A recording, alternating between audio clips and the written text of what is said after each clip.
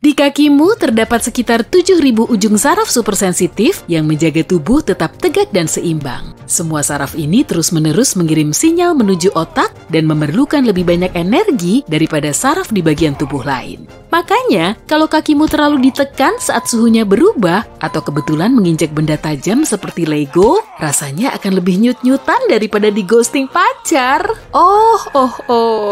Keping Lego tersusun dari 3 bahan polimer plastik yang membuatnya kuat dan tahan banting. Lalu, gimana ya caranya bikin Lego jadi penyok? Kamu perlu minta bantuan kuda besar untuk menginjaknya atau menindihnya dengan piano. Tapi hati-hati loh, kalau kamu menginjaknya dengan menumpukan seluruh berat badan di permukaannya yang keras, rasain sendiri akibatnya. Sensasi sakitnya akan langsung masuk ke sejumlah simpul saraf yang pastinya semakin memperparah situasi. Mungkin gak akan terlalu nyut-nyutan ya kalau kamu nginjeknya di atas permadani lembut.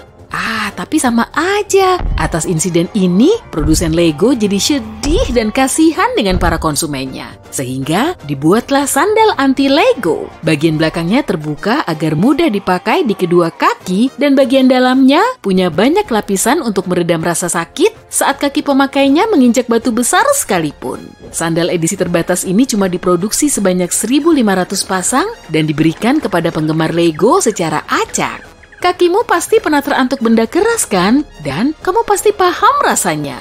Saat jari kakimu tersandung, permukaannya yang tak seberapa itu terpaksa harus beradu dengan benturan keras. Di situ banyak terdapat ujung saraf yang cuma terlindungi oleh lapisan lemak tipis. Sinyal rasa sakit ini langsung dikirim ke otak. Mekanisme seperti ini sangat membantu menyelamatkan nenek moyang kita sebelum ada antibiotik. Mereka jadi ekstra hati-hati dalam mengambil langkah biar terhindar dari rasa sakit. Dan akhirnya mereka juga bisa meloloskan diri dari banyak hal yang gak diinginkan. Para peneliti belum bisa menjelaskan alasan sebagian orang lebih geli dari orang lain. Ada yang mengiranya karena faktor genetik atau kepekaan kulit. Seringnya, kita akan merasa lebih geli di area tubuh yang paling rentan, seperti perut dan tenggorokan.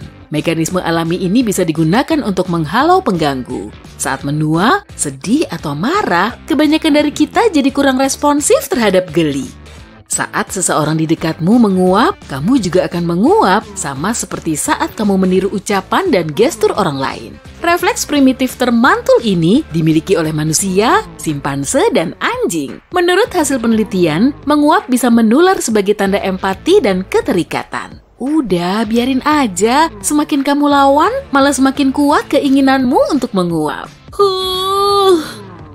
Rasanya plong banget ya kalau kita habis bersin. Saat bersin, tubuh membuang banyak tensi dengan melepaskan hormon bahagia, yaitu endorfin. Sejumlah aktivitas seperti mencabut alis, berolahraga, dan berjemur di bawah matahari bisa membuatmu bersin. Tapi saat tidur, kamu nggak bisa bersin karena saraf bersinmu juga beristirahat. Kita perlu bersin untuk membersihkan hidung dari bakteri dan zat pengganggu, serta menjaga keseimbangan kadar lendir. Kadang, sekali bersin saja belum cukup loh. Belum lagi, suaranya perlu menggelegar. Ada kalanya juga, kamu perlu bersin sampai berulang-ulang. Mekanisme merinding juga terdapat pada beberapa hewan. Saat ia kedinginan atau takut, bulunya akan berdiri. Bulu ini akan menjadi tebal untuk menghangatkan badan, sekaligus membuatnya terlihat lebih besar. Dibanding hewan, bulu tubuhmu jauh lebih sedikit, sehingga fitur ini jarang kamu gunakan. Meski begitu, di situasi yang sama, kamu juga akan merinding. Begitupun saat emosimu mulai meluap-luap. Otot kecil di bawah kulitmu akan berkontraksi, bulu tubuhmu berdiri, dan area di sekitarnya juga akan menonjol. Kamu akan kelelahan setelah lama terpapar sinar matahari. Sinar matahari membuat cairan tubuhmu lebih cepat terbuang dan suhumu juga cepat naik. Tubuh dan jantung harus bekerja ekstra untuk menstabilkan suhu dan mengirimkan cairan vital ke semua organ. Terik matahari juga menurunkan level hormon tidurmu. Saat kamu berada di tempat yang lebih gelap, hormon ini akan kembali naik. Nah, apa kamu mau tetap aktif setelah seharian berjemur di pantai? Pakai saja lampu yang nyalanya terang di seisi kamarmu. Kamu akan lebih bahagia saat berpelukan dan berpegangan tangan karena tubuhmu melepaskan hormon bahagia. Hormon ini bisa memperbaiki mood, mengurangi stres, dan memperbaiki sistem imun. Cuma dengan melihat gambar orang berpelukan pun bisa memberikan efek yang sama loh. Karena evolusi, kulit kita akan keriput setelah beberapa saat terkena air. Dulu, nenek moyang kita perlu cengkraman kuat untuk memegang benda basah dan kering. Kulit mereka kemudian beradaptasi membentuk keriput mirip cabang-cabang sungai kecil. Aliran kecil di permukaan kulitmu menyatu menjadi saluran yang lebih besar, lalu mengalir menuju pusatnya. Air di jemarimu akan terbuang setelah beberapa lama. Gerakan mengulet yang kamu lakukan setelah bangun tidur merupakan instingmu untuk membangunkan otot. Semalam suntuk, ototmu telah kehilangan kekuatan dan mengulet akan mengalirkan cairan tulang belakang ke posisi semula. Mengulet juga membantu mengembalikan jantungmu ke mode normalnya setelah semalaman bekerja lebih lambat. Kucing dan anjing juga mengulet karena alasan yang sama. Kamu akan lebih cepat tidur kalau suhu kamarmu lebih dingin, karena hawa dingin akan mengirim sinyal ke tubuh sudah waktunya tidur. Tubuhmu perlu melepaskan panas saat kamu tidur untuk menghemat energi sekaligus menstabilkan suhumu sepanjang malam. Udara dingin juga membuat tidurmu lelap serta meningkatkan metabolismemu. Saat bangun dari posisi tiduran atau duduk, matamu pernah berkunang-kunang ya? Itu karena tekanan darahmu tiba-tiba turun. Akibatnya, fungsi otak jadi terganggu selama beberapa saat dan kamu juga bisa mengalaminya setelah mengucek mata atau bersin.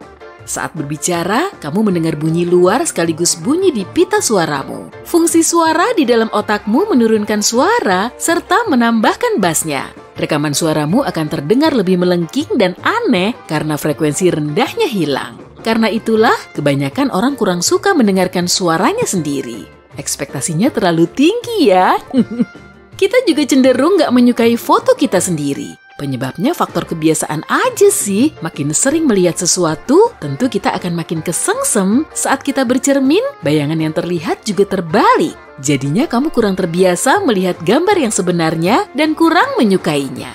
Kamu akan mudah marah saat lapar ketika kadar glukosamu turun. Glukosa berasal dari karbohidrat, protein, dan lemak di dalam makanan. Setelah beberapa saat, otak akan mengirim sinyal SOS. Tanpa glukosa, fungsi otak akan terganggu. Keduanya bisa muncul bersamaan juga karena rasa lapar dan marah dipicu oleh gen yang sama.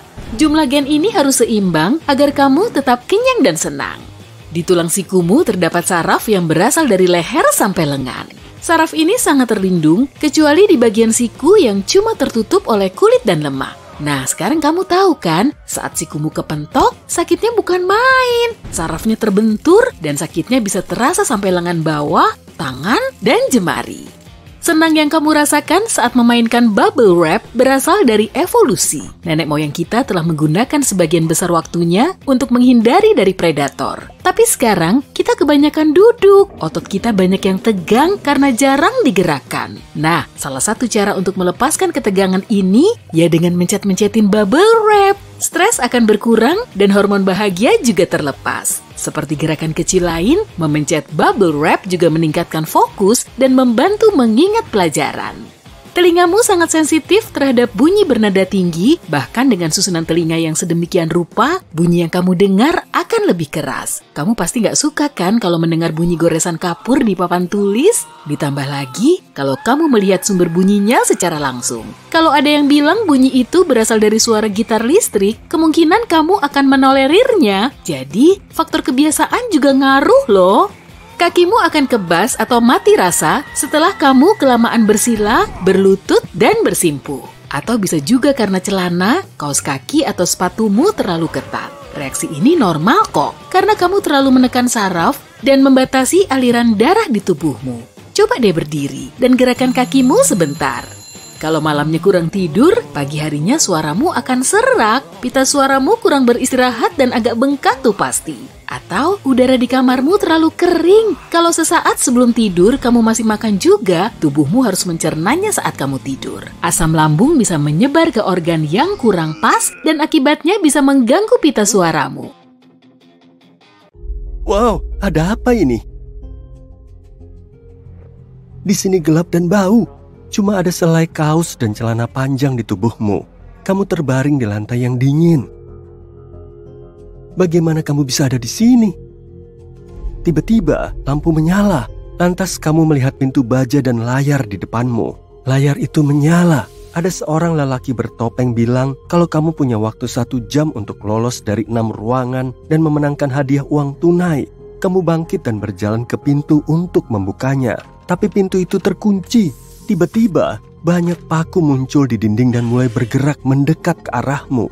Waktumu cuma 1 menit untuk kabur sebelum paku-paku itu menghancurkanmu. Kamu melihat sekeliling ruangan mencoba mencari kunci. Orang bertopeng memberimu petunjuk. Kuncinya ada di dalam dirimu. Kamu panik, pikiranmu kalut. Kamu ngecek kantong tapi nihil. Paku-paku itu makin dekat. Kamu mulai menepuk-nepuk bajumu dan terasa ada benda keras di bagian pinggang. Ada resleting tersembunyi di kelimannya dan kunci itu ada di dalam saku kecil tersebut. Paku-paku itu tinggal beberapa sentimeter jauhnya dari kamu. Jadi, kamu bergegas ke pintu dan membuka kuncinya. Kamu membanting pintu dan kini berada di kamar nomor 2. Ada ruang duduk dan dapur, tapi seluruh tempat itu terbalik. Semua barang melekat ke lantai yang bagimu adalah langit-langit. Pintu keluar ada di seberang ruangan, tapi kamu harus mencari kuncinya di suatu tempat. Kamu melihat sekeliling dan dengan berjinjit, kamu raih bangku tinggi di dapur, menariknya agar lepas. Bangku berbunyi meletup dan kamu terjerembab di lantai bersamanya. Kayak diberi aba-aba, semua barang mulai berjatuhan sendiri dari langit-langit. Awalnya yang kecil-kecil, alat makan, keranjang buah, lalu kamu lihat barang-barang besar mulai bergetar. Kalau lemari pakaian itu menjatuhimu, kamu bergidik dan menatap ruangan untuk mencari petunjuk. Lalu kamu mengambil bangku, lari ke ruang duduk dan berdiri di atas bangku itu untuk meraih sela-sela sofa. Nihil. Tiba-tiba sofa berderit dan salah satu ujungnya lepas dari langit-langit. Kamu jatuh karena kaget dan terdengar benturan dari dapur. Meja dapur baru saja runtuh ke lantai. Kamu melihat sekeliling dengan panik dan matamu tertuju pada jaket yang menggantung di hanger. Kamu langsung lari ke sana, tepat saat sofa tadi jatuh ke lantai di belakangmu. Ada kunci di saku bagian dalam jaket. Kamu lari melintasi ruangan, membuka pintu dan membantingnya hingga tertutup di belakangmu. Saat itu, lemari besar jatuh ke lantai, hancur berkeping-keping. Kamar nomor 3 sangat panas dan lembab. Kamu ada di rimba tropis indoor. Tepat di depanmu ada rintangan pertamamu, pasir isap. Kamu melompat sejauh mungkin melewatinya dan mendarat beberapa sentimeter dari seberang.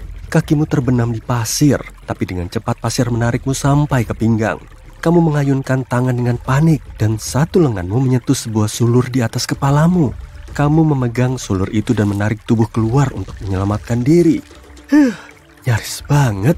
Ternyata kamu ada di tepi ngarai dangkal dengan sungai yang mengalir deras di bawahnya. Ada 3 sulur menjuntai dari langit-langit di depanmu. Kamu menariknya, tapi nggak bisa ngecek apa sulur-sulur itu cukup kuat menahan berat tubuhmu. Kamu nemu batu berat dan kamu ikat di salah satu sulur itu. Ayunkan dan tas. Sulur itu patah, batu pun nyemplung ke air. Nggak ada batu berat lagi di sana. Jadi kamu harus memilih. Kamu memejamkan mata, berayun dengan sulur lain, dan patah juga. Kamu langsung terlontar ke dalam air. Aliran air membawamu ke ujung, dan kayaknya itu air terjun. Kamu panik, tapi ngelihat ada akar-akaran mencuat dari tebing sungai lain. Kamu langsung berpegangan di akar itu sebagai upaya terakhir, dan menarik diri dari air. Sambil ngos-ngosan, kamu naikkan kepala. Ada pintu menuju kamar berikutnya, cuma berjarak beberapa langkah. Kamu berjalan sempoyongan, pintu itu terbuka sendiri. Kamar nomor 4 berisi jerami. Ada tulisan di dinding yang berbunyi, menemukan kunci itu layaknya menemukan jarum di tumpukan jerami. Saat melihat sekeliling ruangan, ada bunyi klik di kejauhan. Kamu mengikuti bunyi itu sampai ke sebuah sumbu panjang yang baru saja disulut. Ujung satunya terkubur di dalam tumpukan jerami. Begitu api mencapai tumpukan, seluruh tempat itu akan terbakar. Kamu sibuk mengobrak-abrik jerami, tubuhmu masih basah kuyup dan keringat mengucur deras sampai ke sepatu. Jadi jerami lengket di tubuhmu. Saat melempar setumpuk besar jerami, kamu menemukan sesuatu yang besar dan berat. Detektor logam. Kamu ambil alat itu dan mulai mencari. Beberapa menit berlalu sampai kamu dengar detektor berbunyi. Sumbu tadi cuma beberapa sentimeter saja jaraknya dari tumpukan jerami. Kamu gali jerami dan menemukan kunci itu. Lantas bergegas ke pintu saat tumpukan jerami mulai terbakar. Dengan hempasan kuat, pintu menutup di belakangmu. Kamu selamat. Kamar kelima gelap pekat. Kamu mulai berjalan sambil menjulurkan tangan di depanmu. Setelah selusin langkah, sebuah lampu sorot terang menyala. Kamu memejamkan mata rapat-rapat. Kamu berdiri di platform yang terdiri dari 9 panel segi 4 dan ada ring basket di dekat sana. Kamu nggak bisa mendekat. Ada jarak antara kamu dengan ring. Di dekat kakimu ada 5 bola basket. Sebuah layar menyala di atas ring, bertuliskan 03. Jadi kamu harus memasukkan 3 bola ke dalam ring untuk bisa lanjut. Kamu ambil 1 bola dan melemparnya. Bola membentur ring dan memantul ke celah, lenyap dalam kegelapan. Lalu deru logam terdengar dari belakangmu dan saat kamu lihat sekeliling, ada 3 panel di ujung jatuh ke dalam jurang. Kamu menelan ludah dan mengambil peluang kedua. Lempar dan berhasil. Bola langsung jatuh ke dalam ring dan pencatat skor berubah jadi 1-3. Bola ketiga juga langsung tepat sasaran, jadi tinggal 1 lagi untuk sampai ke kamar berikutnya. Dengan pede, kamu lempar bola keempat dan meleset. Dengan keringat bercucuran dan gemetar, kamu lempar bola itu. Bola membentur ring dan mulai memutarinya. Kamu kayak melihat gerak lambat, lalu bola itu jatuh ke dalam. Kamu berhasil. Ring itu turun dan ada lebih banyak panel naik di depanmu, membuka jalan ke pintu yang terbuka di seberang. Kamu mengumpulkan keberanian dan berjalan ke kamar terakhir. Di sana, rintangan menunggumu. Kali ini, pintu terbuka lebar, tapi hitungan mundur dimulai dan pintu pelan-pelan menutup. Kamu kumpulkan seluruh energi yang tersisa dan berlari kencang di lintasan. Kamu meraih tiang gelantung, meloncat dari panel ke panel, merayap melalui terowongan, dan memanjat dinding. Lengan dan kakimu mati rasa, tapi akhirnya kamu berhasil. Kamu meluncur turun dan langsung menuju ke pintu keluar. Akhirnya kamu sampai di basement, kosong. Cuma ada 1 meja dengan lampu dan amplop tebal di atasnya. Kamu buka amplop itu dan menemukan uang tunai senilai 150 juta di dalamnya. Ada juga sebuah catatan dengan tulisan tangan. Bunyinya, "Terima kasih sudah mengikuti permainan kecilku. Kalau mau main lagi, hubungi saja aku." Begitu selesai membaca kata terakhir, lampu padam, dan kamu cuma mendengar bunyi desis sebelum hilang kesadaran. Kamu bangun di tempat tidurmu sendiri, terkejut sambil melihat sekeliling. Kalau gitu, apa yang tadi itu cuma mimpi? Tapi kamu melihat amplop di nakasmu. Uang itu ada di sana, juga catatannya. Dan di balik catatan itu ada nomor telepon. Kamu merinding sambil menyingkirkan catatan itu ke laci. Nggak dulu deh.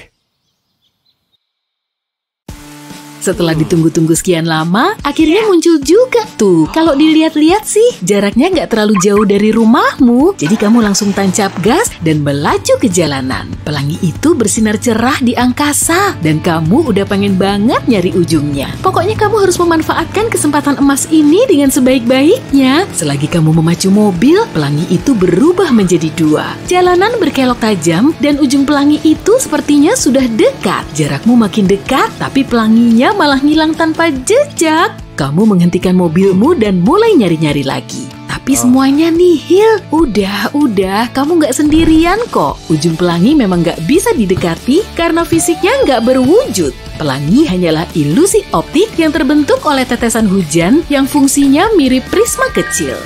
Tetesan hujan memantulkan sinar matahari ke dalamnya, lalu cahayanya terpantul lagi ke arahmu saat kamu menatapnya. Berbagai panjang gelombang cahaya dibiaskan pada sudutnya masing-masing, sehingga cahaya putih yang dipancarkan matahari kelihatan seperti sekumpulan cahaya yang memiliki urutan warna spesifik. Agar ilusi optik ini bisa terlihat, kondisi cuacanya harus sesuai. Selain itu, kamu harus berada pada jarak yang pas dari pelangi, tepat pada sudut 42 derajat terhadap arah datangnya sinar matahari.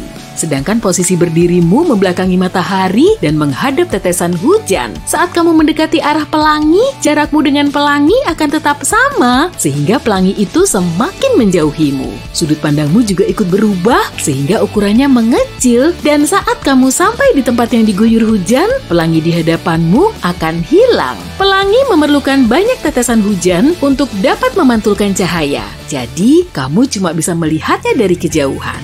Tiap orang nggak akan bisa mengamati pelangi yang sama karena garis pandang kita berbeda-beda, kecuali kalau kita cuma ngelihat fotonya. Kalau kamu meminta temanmu berdiri di bawah pelangi, semakin kamu mendekat, pelanginya malah akan menjauh. Dan dari sudut pandang temanmu, pelangi itu akan kelihatan berlainan pada jarak yang sama dan sudut 42 derajat. Jadi dalam kondisi yang sesuai, pelangi bisa terlihat sampai tak terhingga. Dan kemungkinan kamu berdiri di ujung pelangi yang nggak bisa kamu lihat. Tapi orang lain bisa memotretnya dari kejauhan.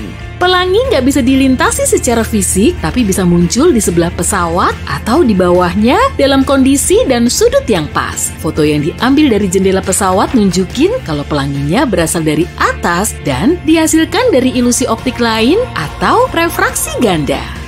Plastik pada jendela pesawat mampu memecah cahaya yang masuk menjadi dua sinar yang berlainan. Karena berasal dari warna yang berbeda, hamburannya juga berlainan. Saat cahaya masuk dari jendela, dua sinar cahaya saling bertemu dan menghasilkan efek lengkungan warna. Kalau kameramu diberi filter polarisasi, efeknya akan kelihatan lebih jelas. Tetesan air di bawah pesawat juga punya efek polarisasi, jadi kamu melihatnya seperti pelangi, padahal bukan. Kamu juga nggak akan bisa mendekati ujung pelangi karena bentuk pelangi bukan busur.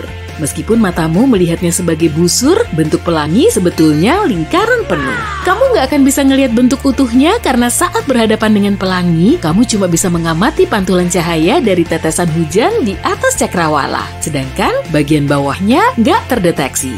Nah, untuk melihat lingkaran penuhnya, kamu bisa naik pesawat atau mendaki gunung yang sangat tinggi agar sudut pandangmu lebih luas. Gak cuma muncul di siang hari, pelangi juga bisa terlihat di malam hari. Kita bisa menyebutnya sebagai moonbow atau pelangi bulan. Pelangi ini dihasilkan dari pantulan cahaya bulan saat terkena tetesan air di udara. Warnanya sama, tapi kelihatan lebih pudar. Karena nggak bisa memancarkan cahaya sendiri, bulan cuma memantulkan sinar matahari yang lebih redup. Jadi bisa dibilang, moonbow juga terbentuk dari sinar matahari dan tetesan air. Fenomena ini bisa terlihat saat bulan purnama atau hampir purnama, terutama di wilayah tropis seperti Karibia dan Hawaii. Hujan di sana sering turun pada larut malam. Fogbow terbentuk saat cahaya dibiaskan kemudian dipantulkan oleh kabut. Warnanya jauh lebih pudar dari pelangi biasa karena tetesan air di dalam kabut lebih kecil daripada tetesan hujan. Bahkan sebagian fogbow lebih banyak putihnya dan saat kamu melihatnya di awan, namanya menjadi cloudbow. Kalau kamu mau menghilangkan pelangi dari pandanganmu, pakai kacamata polarisasi aja. Pegang di hadapanmu, kemudian miringkan. Tuh kan, langsung hilang. Pelangi juga terpolarisasi. Dengan kata lain, gelombang cahaya pelangi bergerak secara vertikal mengikuti kacamata. Kacamata hitam dirancang begini agar kamu nggak silau oleh pantulan cahaya dari kolam atau permukaan datar lainnya. Dan saat kamu memiringkannya, cahaya ini akan terpolarisasi secara horizontal. Akibatnya kamu nggak akan bisa melihat objek yang terpolarisasi secara vertikal. Lalu, pelangi itu tiba-tiba menghilang dari pandanganmu. Kamu pasti sudah tahu warna merah, jingga, kuning, hijau, biru, nila, dan ungu pada pelangi sejak duduk di bangku sekolah kan? Tapi ternyata warna pelangi nggak cuma 7, itu cuma warna pada spektrum cahaya tampak. Panjang gelombang warna merah paling panjang dan yang ungu paling pendek. Pelangi juga punya warna pink, coklat, koral, dan masih banyak lagi. Bahkan jumlahnya sampai 1 juta. Hanya saja mata kita nggak bisa mendeteksinya. Pelangi merah monokrom biasanya terlihat saat matahari terbit atau terbenam, tepatnya pada saat matahari berada di cakrawala. Pada saat ini, panjang gelombang biru dan ungu yang lebih pendek lebih terhambur. Jadi kita cuma bisa melihat warna merah. Saat cahaya terpantul 2 kali oleh tetesan air, kita bisa melihat pelangi ganda yang cantik. Pelangi ini muncul di atas pelangi pertama yang lebih terang dan urutan warnanya terbalik. Warna ungu berada paling atas dan yang paling bawah warna merah. Saat cahaya dipantulkan 3 kali, kamu bisa melihat pelangi tersier. Tapi kamu harus menghadap ke matahari untuk melihatnya karena matahari sebagai pusat. Ini akan menghalangi penglihatanmu karena kamu perlu menatap langsung ke matahari. Apalagi warnanya nggak begitu jelas. 4 pelangi bahkan lebih sulit dilihat, tapi juga terjadi secara alami. Supernumerary rainbow atau pelangi tambahan sangat jarang dijumpai di alam karena cuma terjadi saat jalur cahaya dan ukuran tetes hujannya nggak sama. Warna tercerahnya biasanya merah dan hijau. Para ilmuwan telah mengamati pelangi ke-200 di dalam laboratorium dan kamu bisa menyaksikan pelangi lingkaran penuh di sekitarmu. Kalau kamu berada di ketinggian gunung saat matahari di belakangmu cukup rendah, area di bawahmu akan menghasilkan kabut. Inilah yang dinamakan dengan fenomena broken specter. Jadi, bayanganmu sendiri berada di dalam kabut, tapi ukurannya jauh lebih besar dari aslinya. Bayangan ini dikelilingi oleh lingkaran cahaya. Efek mempesona ini bisa muncul saat kamu melihat awan di bawahmu dari jendela pesawat. Sebagian pelangi juga bisa melengkung ke atas. Efek optik ini disebut busur circumzenital atau pelangi terbalik. Pelangi ini terbentuk saat sinar matahari dibiaskan melalui kristal es horizontal pada sudut dan jenis awan tertentu. Busur circumzenital cukup sering muncul, tapi kita jarang melihatnya karena biasanya berada di atas gumpalan awan. Kalau beruntung, kamu bisa melihat 2, 3, atau banyak pelangi sekaligus. Jenis pelangi ini berbeda dari pelangi ganda atau pelangi tersier karena muncul sebagai busur terpisah yang mengelilingi satu pelangi yang lebih terang. Pelangi juga bisa berpapasan dengan tornado yang gak selalu dibarengi dengan langit cerah dan cuaca tenang. Berkas cahaya berwarna pelangi di sekitar matahari disebut sandok. Bentuknya mirip pelangi, tapi jauh lebih umum. Sandok juga terbentuk oleh air yang memfilter sinar matahari saat terkena awan kristal es. Kemudian, kristal es ini menjadi prisma. Kebanyakan sandok berwarna putih, tapi juga bisa warna-warni dari merah di dekat matahari sampai biru di sisi luarnya. Kamu duduk di mobil, lagi nunggu lampu lalu lintas berubah hijau. Udara panas banget hari ini. Kota ini serasa mau meleleh. Kamu melihat lampu lalu lintas dan sadar lampu itu berubah bentuk. Ada tetes-tetesan yang jatuh ke bawah. Kamu gak percaya dengan apa yang kamu lihat. Jadi, kamu ngucek-ngucek mata dengan telapak tangan dan menyadari cincin perakmu perlahan mengalir dari jarimu. Kamu teriak ketakutan karena mengira logam cair ini akan membakar kulitmu, tapi ternyata enggak. Lampu lalu lintas di depan sudah habis mengalir ke bawah. Kamu mau menginjak pedal gas, tapi yang ada di bawah kakimu cuma cairan. Sabuk pengamanmu tiba-tiba kendur dan mobilmu perlahan melorot. Kamu membuka pintu, tapi pintunya jatuh begitu saja. Kamu keluar dari mobil dan melihat mobilmu perlahan meleleh. Roda, bodi birunya, detail interiornya, mesinnya, semua berubah jadi cairan. Cuma ban, barang dari plastik, kursi, karpet mobil, dan kacanya yang tetap utuh. Kamu mendengar teriakan dari belakang dan melihat semua mobil di sekitarmu juga mencair. Kamu mau merekamnya, tapi HP-mu juga mencair. Yang tersisa cuma layar kaca dan casing plastiknya. Semua logam di sekitarmu mencair. Lampu jalan dan halte bus berubah jadi cairan. Tiba-tiba suasana menjadi tenang. Klakson mobil, bisingnya jalan raya, sirene, asap knalpot, dan raungan mesin semua menghilang. Sungai logam cair mengalir di jalanan dan kamu berada di tengah-tengahnya. Aliran logam ini membawa ban dan perintilan mobil lainnya. Orang-orang berjatuhan dibuatnya. Lalu, suara rendah dan keras terdengar di seluruh penjuru kota. Orang-orang berlari keluar dari mal, perpustakaan, kafe, rumah, dan pusat bisnis. Genangan muncul di sekitar perumahan. Setiap bangunan dilengkapi struktur logam, tiang, dan fondasi. Dan sekarang, semuanya meleleh dan mengalir menembus beton. Logam mencair perlahan, jadi orang punya waktu untuk mengungsi dari kota. Semua bangunan runtuh dan membuat debu beterbangan. Penutup selokan mengalir ke bawah. Sistem saluran pembuangan kota mencair. Air yang bercampur logam cair meluap ke jalanan dan orang-orang terpaksa berenang di dalamnya. Mereka menggunakan ratusan ribu ban karet sebagai pelampung. Seseorang bahkan naik papan selancar. Koin cair mengalir keluar dari dompetmu. Ratusan mesin ATM di sekitar kota mencair. Jutaan uang kertas tenggelam dalam aliran logam. Semua cadangan emas jadi cair dan melukis kota dengan warna kuning. Ribuan surat mengambang di dalam kotak surat cair. Semua pusat data, komputer, dan server menjadi bagian dari aliran logam besar ini. Seketika, semua informasi digital di dunia menghilang. Televisi, konsol game, taman hiburan ikut meleleh.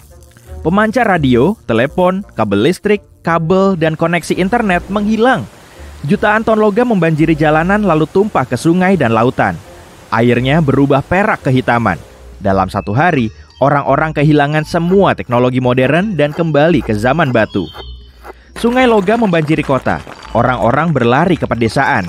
Sepeda, motor, dan bentuk transportasi lainnya menghilang. Penduduk kota nggak dapat listrik lagi dan terputus dari segala hal yang bertenaga listrik. Menetap jauh dari kota pun juga nggak aman. Logam juga tersembunyi di dalam pegunungan dan di bawah tanah. Karena sekarang semuanya jadi cair, tanah dan bebatuan ikut berubah bentuk. Beberapa gunung hancur, layaknya es krim sebesar bukit yang mencair. Gempa bumi mengguncang tanah di seluruh dunia. Aktivitas seismik membangunkan gunung berapi yang memuntahkan banyak sekali lava dan menutupi langit dengan abu. Magma vulkanis yang mengandung banyak logam cair sekarang nggak mengeras. Kolam lava dingin terbentuk di sekitar gunung berapi. Orang-orang belajar untuk hidup dalam kondisi baru ini. Mereka membangun rumah dari plastik dan kayu, menggunakan tali dan lem untuk menyambungkan bahan-bahannya. Kini, kamu bisa menyalakan api menggunakan kayu dan batu dengan mudah. Orang-orang menempa kaca agar lebih kuat. Mereka membuat kapak dan peralatan lain dari kaca dan batu keras. Tapi, peralatan seperti ini mudah hancur dan patah. Kamu belajar cara membangun rumah galian. Kamu membasahkan tanah dan menggunakan papan kayu untuk menopang langit-langit dan dindingnya. Hampir seluruh populasi bumi kini tinggal di bawah tanah agar bisa tetap hangat pada musim dingin. Tapi, kita nggak mungkin hidup kayak gini untuk waktu yang lama karena gempa bumi makin sering. Kereta kayu muncul lagi di jalanan. Masalah pangan dimulai sebab logam yang meresap ke dalam tanah mengganggu pertumbuhan tanaman. Banyak orang tinggal di dekat laut. Saat terjadi gempa bumi, mereka naik rakit kayu atau perahu karet dan berlayar jauh dari pantai. Untuk menempuh jarak jauh, orang-orang terbang naik balon udara. Kamu bahkan bisa sampai ke kota sebelah kalau angin nggak menerbangkanmu ke arah lain. Mengirim surat ke negara lain menjadi mustahil karena hilangnya jalur kereta. Orang-orang harus berjalan jauh dan lama, serta hidup kayak nomaden. Kamu pakai surat merpati untuk berkomunikasi dengan teman-teman yang tinggal di kota tetangga. Sulit untuk mendapatkan makanan dan hidup pada musim dingin tanpa listrik. Tapi, harapan masih ada. Para ilmuwan tidak bisa menemukan penyebab perubahan logam ini tanpa peralatan teknis. Tapi mereka membuat teori yang mengatakan logam telah berubah pada tingkat molekuler. Molekul-molekul logam saling menjauh dan ini menyebabkan pencairan. Untuk menyatukan semuanya kembali, kita harus menghubungkan molekul logam ini lebih dekat satu sama lain, dan orang-orang butuh arus listrik untuk ini. Untungnya, ada banyak daya listrik dari langit. Setiap hari, petir menyambar di suatu tempat. Kamu cuma perlu menangkapnya. Para ilmuwan membuat wadah plastik dan mengisinya dengan logam cair. Semua wadah dihubungkan dengan kawat karet yang berisikan tembaga cair di dalamnya. Tembaga adalah salah satu logam konduktor terbaik. Di lapangan besar, orang-orang menaruh ratusan kontainer seperti ini. Awan berkumpul, badai dahsyat dimulai. Petir menyambar tanah beberapa kali dan akhirnya menyentuh kontainer. Arusnya mengalir ke kawat tembaga dan muatannya mengalir ke semua tangki. Reaksi berantai dimulai. Saat badai berakhir, orang-orang punya wadah berisi logam padat. Berhasil! Kini, kita punya beberapa ton logam biasa. Para ilmuwan mengirimkan surat merpati untuk menyebarkan kabar ini. Tak lama, orang-orang di seluruh dunia mulai berusaha menangkap petir. Logam yang dihasilkan cukup untuk membangun peralatan seadanya guna membangun pembangkit listrik. Para ilmuwan menggunakan listrik dari pembangkit listrik untuk mengubah logam menjadi magnet kuat. Besi cair, tembaga, dan aluminium telah meresap jauh ke tanah dan lautan. Untuk mengeluarkannya dari sana, orang membangun stasiun penambangan logam. Pertama, mereka membuat lubang yang dalam di tanah, lalu menurunkan magnet besar ke sana. Logam cair bergerak melewati tanah dan menempel ke magnet ini. Orang-orang menggunakan bahan yang sudah diekstrak ini untuk membangun stasiun magnetis baru. Mereka membangunnya di seluruh dunia. Magnet besar muncul di laut, sungai, dan lautan. Orang-orang memompa semua logam cair keluar dari air dan memadatkannya dengan muatan listrik. Kemudian, orang-orang membuat peralatan logam seperti kapak, gergaji, peralatan mesin, paron, sampai roda. Kemudian, mereka membuat alat pendiri rumah dari logam. Hidup perlahan membaik. Orang-orang membuat rantai, sepeda, dan membangun kembali pabrik. Jalur kereta kembali, dan mereka berhasil meluncurkan kereta pertama. Era industri baru kembali datang. Besi, nikel, dan aluminium lebih mahal dibanding emas karena permintaannya yang besar. Selain itu, memisahkan tembaga cair dari perak cair dan operasi pemisahan logam lainnya adalah tugas yang sulit. Harga pun makin meningkat. Saat logam padat mulai berlimpah, harganya kembali turun. Sebelumnya, untuk mendapatkan besi, orang menggali tambang yang dalam untuk mengekstraksi biji besi. Sekarang, logam berbentuk cair dan mengalir sendiri berkat kekuatan magnetis. Kamu bisa menancapkan magnet panjang di tanah di halaman belakang rumah, dan keesokan harinya, magnetmu terlumuri besi. Penambangan logam yang mudah mempercepat pertumbuhan teknologi.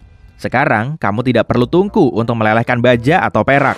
Kamu sudah mendapatkannya dalam bentuk cair. Kamu juga bisa menuangkan logam ke dalam stopless dan menyimpannya selama dalam bentuk cair. Dan muatan listrik bisa memadatkannya.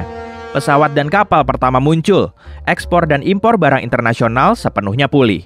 Tapi, hal tercepat yang dipulihkan orang-orang adalah saluran listrik dan internet. Dalam 1 abad, umat manusia telah berhasil membangun kembali teknologi modern. Kamu terus berlari di tengah hutan lebat. Pepohonan dan semak belukar menghalangi jalanmu. Gerakmu sempoyongan tak tentu arah. Dan tiba-tiba, ada batu besar di hadapanmu, tapi kamu terus melaju hingga hampir menabraknya. Lalu, hop! Tubuhmu melambung di angkasa dengan kecepatan tinggi. Hamparan lembah terjal berbatu tajam dan sungai deras siap menyambutmu di bawah. Nafasmu seketika tertahan. Mungkin semua ini cuma mimpi. Tapi kemudian, kamu mendarat di tanah dan terus berlari. Saat matamu mulai menoleh ke belakang, sejumlah drone canggih sudah membututimu. Tapi sinar benderang menerpamu dari depan. Begitu kamu lari melewatinya, semuanya jadi gelap. Kamu terbangun di ruangan gelap dan kosong. Pikiranmu mulai menerka-nerka, teka-teki pelik yang sulit dipecahkan. Waktumu cuma sekian detik sebelum hal buruk menimpamu. Dan saat tersisa 5 detik, mulutmu mulai mengatakan hal pertama yang terlintas di pikiranmu. Tapi lidahmu keluh, dan akhirnya kamu malah salah ucap. Raut mukamu memancarkan ketakutan, lalu semuanya kembali gelap. Kakimu menaiki tangga besar tanpa bisa kamu kendalikan sendiri. Di bawahmu terpasang jajaran ubin rata. Sesampainya di puncak tangga, kamu cuma bisa menunggu sampai tubuhmu bisa bergerak lagi. Tapi nggak bisa. Meski sudah sekuatnya mencoba bergerak, kamu tetap membatu. Dan beberapa detik kemudian, kamu bisa melewati sejumlah ubin. Meski begitu, kamu nggak bisa mengontrol perpindahanmu sendiri. Kemudian, kamu mendarat di hadapan ular besar. Ukurannya lebih dari 2 kali panjang bus. Desisnya terdengar mengerikan dan taringnya meneteskan racun. Dan untungnya, kamu bisa melewati semua rintangan ini. Tapi kok, kamu malah mendarat di hadapan ular lagi. Kali ini malah lebih besar. Mulutnya menganga lebar dan suaranya menggelegar. Dari sisik merahnya, kamu bisa melihat pantulan wajahmu yang pucat pasi. Ular itu langsung menelanmu bulat-bulat dan mendorongmu ke dalam perut. Setelah melewati terowongan gelap ini, akhirnya kamu kembali ke tempatmu semula. Kamu nggak bisa bergerak dan harus melewati ular beserta tangganya. Kamu sedang mengendarai mobil sport klasik super mewah. Cuaca London hari ini sangat berseri. Mobilmu melaju melewati Trafalgar Square sebelum sampai di stasiun King's Cross. Tapi tiba-tiba, tubuhmu nggak lagi kegerahan. Sesampainya di Mayfair, kamu mulai ngecek rekening bankmu. Wajahmu seketika syok saat kamu sadar kalau saldomu kosong melompong. Uang segitu mana cukup untuk bayar sewa. Haduh, jadi satu-satunya pilihanmu hanyalah menggadaikan tanah. Dan nggak cukup sampai situ loh. Kamu harus menjual sejumlah rumah dan hotelmu untuk menutupi sewanya. Semua hasil jerih payahmu seketika lenyap. Oke lah, beralih ke game penguji kesabaran dan pengalaman hidup selama bertahun-tahun. Kamu sudah berdiri di tengah-tengah lapangan hijau yang luas. Tubuhmu terpaku dan gak bisa digerakkan. Begitupun dengan orang-orang di sekitarmu. Lalu, tiba-tiba orang yang berdiri di depanmu bergerak sejauh 2 kotak. Oh, masing-masing orang ternyata punya gerakan uniknya sendiri ya. Ada yang bergerak secara diagonal, lurus ke depan atau menyamping. Ada juga yang bergerak membentuk letter L. Sambil menyaksikan gerakan orang lain, kamu baru tahu kalau kamu saja yang bisa bergerak menyamping, lurus ke depan dan ke belakang. Dan ampuhnya lagi, kamu bisa bergerak sejauh mungkin. Meski begitu, banyak ancaman tersebar di sana-sini. Ada yang ngumpet, ada juga nyamar, dan tahu-tahu kamu jadi salah satu dari segelintir orang yang masih tersisa. Yang lainnya sudah lenyap. Hari sudah gelap dan suasana di situ semakin langang. Kamu sudah jadi salah satu komponen utama yang akan menentukan kemenanganmu. Makin lama kok makin sedikit ya orang-orang yang ada di dekatmu. Wah, tinggal selangkah lagi tuh menuju kemenanganmu. skakmat. Nafasmu mulai tersengal saat panik menjalari tubuhmu. Telah terjadi kejahatan di area perpus. Tapi nggak tahu juga sih, bisa jadi begitu. Kamu kan salah satu detektif yang mencoba menginvestigasi kejadian di TKP. Yang jelas, kejahatan ini dilakukan di sebuah mansion. Dan kamu harus mencari tahu pelakunya, senjata yang digunakan, dan lokasi pastinya.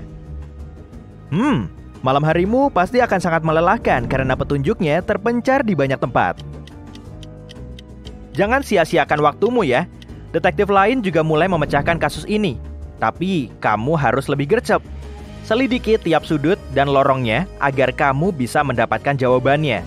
Periksa area di bawah lampu, celah di balik tirai, dan tiap retakan di dinding. Gak ada petunjuk apapun. Semuanya zonk. Setelah ngecek seisi rumah, perhatianmu tertuju ke ruang makan. Meski sudah kamu amati lekat-lekat, detailnya masih saja meleset. Kemungkinan besar, petunjuk pertamamu baru saja kamu dapat. Setelah mengamati lebih dekat, akhirnya kamu tahu senjata yang dipakai dalam kejahatan ini. Lalu, kamu juga langsung tahu lokasinya. Setelah yakin dengan penemuanmu ini, kamu segera mengadakan jumpa pers. Mereka benar-benar terpukau tuh dengan analisismu.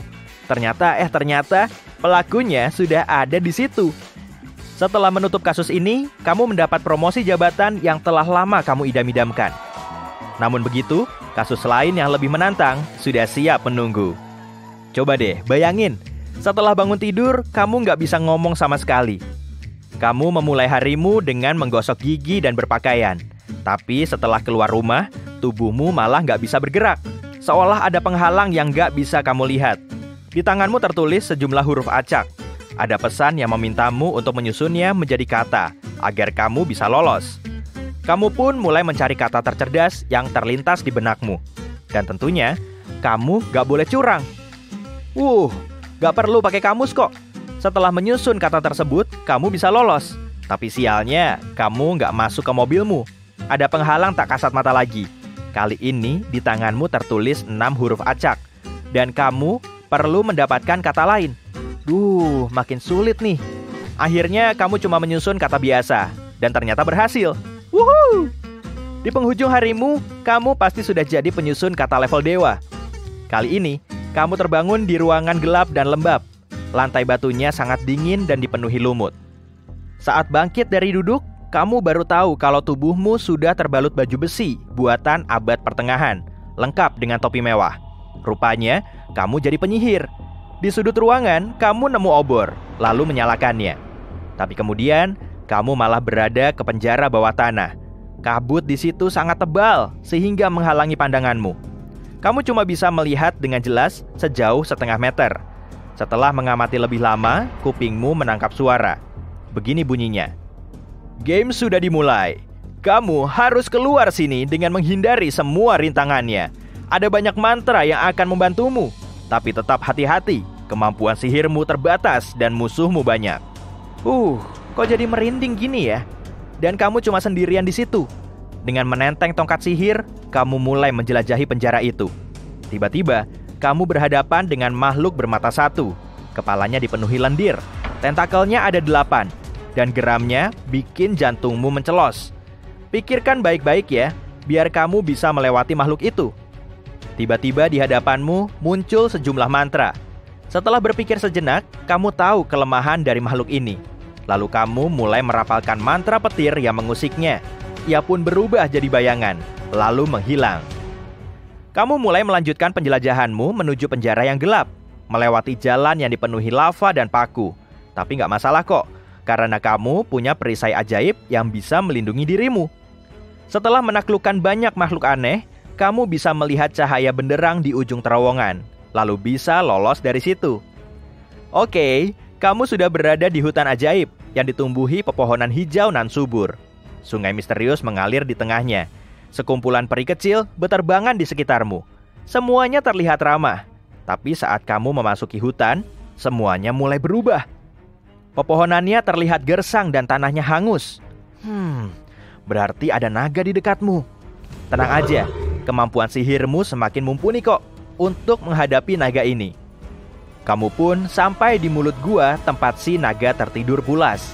Tiba-tiba, ia bangun dan terbang di angkasa. Monster itu menyemburkan api ke tanah dan pepohonan.